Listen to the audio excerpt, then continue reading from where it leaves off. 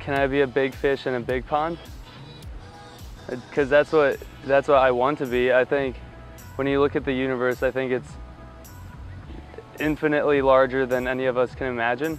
It's easy to feel like you're in a little pond for a little bit, you know, in high school or maybe even on a college campus, or maybe even your home city or state. But then as you realize more about the world and how many people there are that are incredibly intelligent and artful and awesome people, you realize that you are necessarily in a big pond. But also I want to be a big fish. Like, I want to feel like I matter. I'd rather be a big fish in a small pond, because as soon as you become that, you have a lot more influence over your surrounding, and you have a lot more influence over directly helping and benefiting people. And I think that no one should lose sight of what it means to help and benefit other people. The natural tendency, I think, for many people who are like myself would be to say, I want to be a small fish in a big pond. That sort of attitude allows for a lot of entrepreneurship.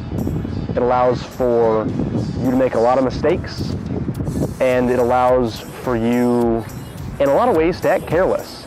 Nobody's going to remember your name. If you mess up, it doesn't matter. You can go to another job, or you can go to another area, you can do, what be it. When people think of themselves as a small fish in a big pond, they're making a lot of leeway for themselves to just not think carefully about their actions or decisions. I would rather be a small fish in a big pond. I really like living in cities. I get too bored being in a small pond, and I've been the big fish in a small pond, and it's not quite as interesting to me. And I like that you feel like when you're a small fish in a big pond, you have to do so much more. I think it's more of a challenge, and I like the idea of that.